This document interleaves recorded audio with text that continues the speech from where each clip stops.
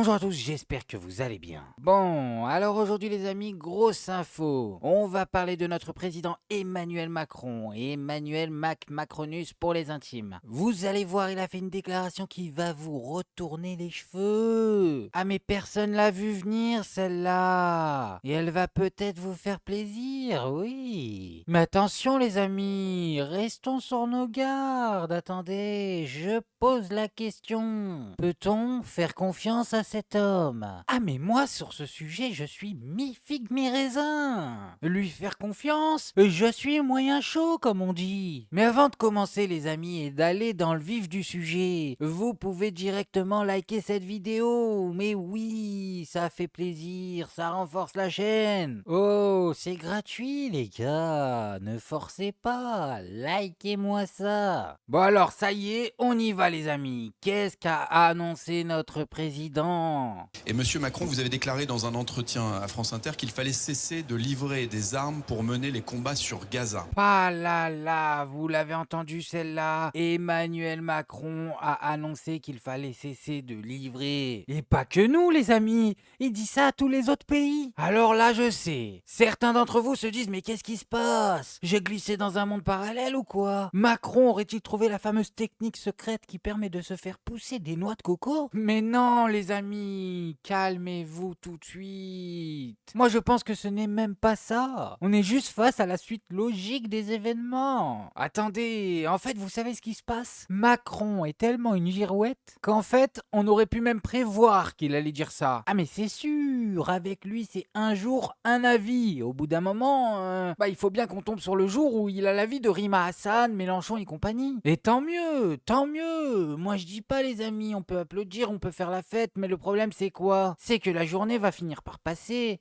et que demain il aura un autre avis. Mais oui, on peut pas lui faire confiance. On verra bien, mais moi je demande à voir. Bon, alors vous imaginez bien qu'en déclarant ça, notre président a fait réagir plus d'une personne. Et justement, maintenant on va regarder la réaction de Franck Tapiro. Mais oui, vous savez, Franck Tapiro, le gars qui s'est fait filmer au bois de Boulogne avec quelque chose de suspect sur le dos. Mais attention les gars, je vous préviens tout de suite, Franck il a dit, toute personne qui chercherait à tirer des conclusions de cette vidéo serait poursuivie pour diffamation. Ce soir-là, Francky faisait juste sa petite balade nocturne habituelle. Qu'est-ce que vous allez imaginer? Bon, alors maintenant qu'on a bien remis qui était Francky, on va écouter son avis.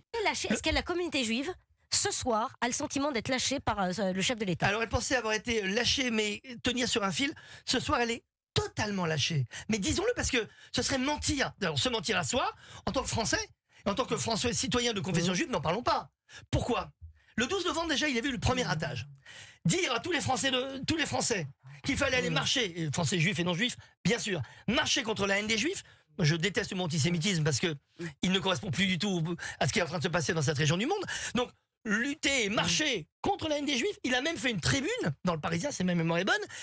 Et il rate le moment. On a tous les gens qui se sentent proches de lui, qui le soutiennent, ont tous dit tu es en train de rater quelque chose. Tu ne peux pas dire à tous les Français d'y aller, de ne pas y aller. Comme à Carpentras, Mitterrand était en première ligne. On a oublié.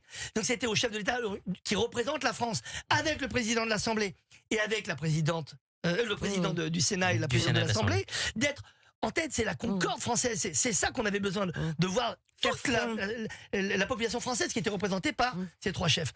Premier ratage. Et là, il est en train de rater le 7 octobre. Bon allez c'est bon Francky, tu divagues, aucun argument. Non mais excusez-moi, est-ce que vous avez entendu un argument dans ce qu'il vient de dire? Je vous rappelle les amis que le sujet est l'arrêt des livraisons. Quel est le rapport avec ce qu'il vient de dire? Non, moi les amis je veux bien faire un effort mais quand même, faut que les mecs restent dans le sujet. Oh respectez-moi. Bon, sinon ici on a la réaction de Benji en personne. Benji Bibi, celui-là même. Ah il est pas content. Non, il est pas content. Faut dire qu'il avait mis beaucoup d'espoir en Manu. Là, il est déçu. I have a message. I have a message for President Macron. Today, Israel is defending itself on 7 fronts against the... Bref, on a compris, il est pas content. À gros, pas contents. Et puisque c'est pas traduit, je vais vous dire ce qu'il a déclaré. Israël gagnera avec ou sans vous. Votre honte résonnera longtemps après la victoire. Eh ben, ce sera sans nous. Non mais c'est fou, Bibi. Il faut que tu revoies ta stratégie de communication. Alors les mecs qui vont dans ton sens, tu les menaces. Les mecs qui vont pas dans ton sens, tu les menaces. Mais laisse-nous tranquilles. Bien que les amis, vous pouvez le voir ici en top commentaire. Eliès a probablement raison. Macron va s'excuser et lui envoyer, tout simplement. Mais c'est ce qu'il va faire, on le sait tous. Bon, et alors quand je vous disais ça a fait réagir tout le monde, c'est vraiment tout le monde. Ah mais oui, on a carrément la réaction de Robert Ménard. Mais je sais pas pourquoi il est là, lui. Il a dû sentir le fromage, il a rappliqué. Je veux pas rajouter dans les mots, mais moi, honnêtement, j'ai honte de cette déclaration. À la veille ou à l'avant-veille de ce qu'on va commémorer, c'est-à-dire du massacre, du pogrom du 7 octobre, on le fera à Béziers comme plein d'autres villes, que le chef de l'État, que notre chef de l'État, explique qu'on ne doit plus livrer des armes à Israël, alors qu'Israël a été attaqué le 7 octobre, alors que c'est le Hezbollah qui a commencé au nord d'Israël à bombarder dès le 8 octobre dernier. Qu'à ce moment-là, que maintenant... Non mais moi Robert, je veux bien t'écouter, hein. Je veux bien t'écouter, mais t'as une sacrée crotte de nez sur la narine gauche. Non mais excuse-moi, je veux pas te mettre mal à l'aise. Mais enlève-la, s'il te plaît. Ton Mickey, il me fait coucou. Qu'est-ce que c'est que ça? Ah, j'ai compris. C'est un clin d'œil pour Cyril Hnouna. Ah, j'ai rien dit alors, j'ai rien dit. Il fasse de déclaration, j'en suis atterré, littéralement atterré. Si c'est ça la politique arabe de la France, quelle honte absolue, quel déshonneur, comment on peut faire ça, comment on peut dire ça, comment on peut avoir des mots pareils quand demain on va on va commémorer un malheur, pas seulement un malheur pour Israël, pas seulement un malheur pour les Juifs dans le monde, un malheur pour nous tous. Pour nous tous.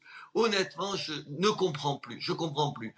Il y a une dérive aujourd'hui, alors on en parlera tout à l'heure, de la gauche, mais qu'elle se conjugue avec des propos pareils, indignes. Ce sont des propos indignes au moment où Israël se bat, on le rappelle, face à des gens qui veulent tout simplement sa destruction. Non, je te jure, je t'ai écouté. Je te jure, je t'ai écouté, Robert. Mais va te moucher, s'il te plaît. Ah bah parce que là, c'est pas sérieux. Tu viens sur CNews, tu mets même pas un petit coup de mouchoir. Regardez-moi ça, c'est pas possible. Il y a un camion dans le tunnel, il est obligé de le sentir. Bon, et alors toutes ces réactions ont fini par provoquer ce que vous savez tous. Le rétropédalage d'Emmanuel Macron. Eh oui, il a fini par mettre de l'eau dans son vin. Le même jour, les amis. Monsieur Macron, vous avez déclaré dans un entretien à France Inter qu'il fallait cesser de livrer des armes pour mener les combats sur Gaza.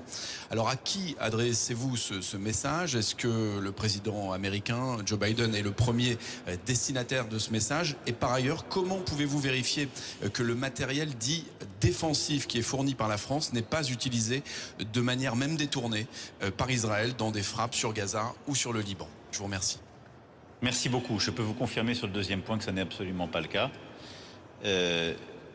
Ensuite, je veux... Non mais attends une minute Manu, là, tu viens de nous escroquer. C'était pas ça la question. Comment ça il répond ce n'est pas le cas à la question? Comment pouvez-vous vérifier? Non mais c'est trop. On te demande le système de vérification. Personne ne t'a demandé de répondre par oui ou non. Ah mais il commence à m'énerver avec ses tours de magie. simplement dire la cohérence de notre position depuis le début. Nous sommes en solidarité avec la sécurité d'Israël. Et je le dis à 2 jours du 7 octobre, alors même que nous prendrons plusieurs initiatives à cette occasion pour montrer que nous n'oublions rien. Et je le dis en ayant une pensée toute particulière pour les familles de victimes et d'otages. Je recevrai moi-même à Paris les familles d'otages, et je recevrai françaises, franco-israéliennes, et je recevrai les familles... Mais qu'est-ce qu'il a? Il est pas bien ou quoi? Ah, à mon avis, il s'est fait disputer mais toute la journée. Et voilà où on en est les amis, notre président qui se fait disputer. de victimes vivantes en France. J'ai demandé au ministre des Affaires étrangères de faire une tournée dans la région. Il sera lundi en Israël et recevra, avec un message de ma part, les familles franco-israéliennes de victimes. La France, au-delà de ce message de solidarité, et réitérant le fait que nous n'oublions rien et que nous demandons la libération des otages, est aux côtés d'Israël et de sa sécurité. Et là-dessus, c'est sans ambiguïté, nous l'avons encore montré ces derniers jours. Lorsque l'Iran a déclenché des frappes, la France était mobilisée et j'ai tout de suite accédé à la demande du Premier ministre Netanyahou pour participer à la sécurité d'Israël.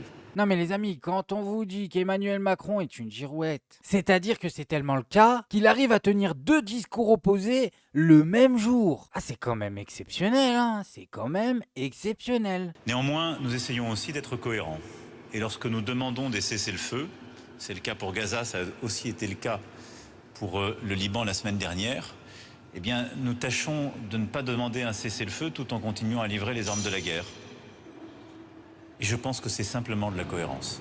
Attendez, mais quoi, c'est de la cohérence? Mais c'est encore pire que ce que je croyais! Il arrive à tenir 2 discours dans le même discours! Non mais là, tu vas trop loin, Manu! Tu vas perdre tout le monde! Elle est vraiment chelou, ta façon de concevoir le centre! Bon bah voilà les amis, hein, je crois qu'on arrive déjà au bout de cette fabuleuse fable! Ah mais c'était sympa! Manu aura été pro-palestinien l'espace d'un discours! Mais bon, quand il a vu toutes les réactions, et notamment celle de Benji Bibi, je vous le dis les amis, il s'est fait caca dans la culotta. On l'a perdu le gars, on l'a perdu. Bon bref, moi je voulais juste vous montrer ça. Maintenant faites-vous votre avis tout seul. Faites attention à vous, faites attention à ce que vous regardez. Like, abonnez-vous et oubliez pas le petit com qui fait plaisir. Tu es tout gris et tout petit, petit poney. Tu gambades dans les prés sans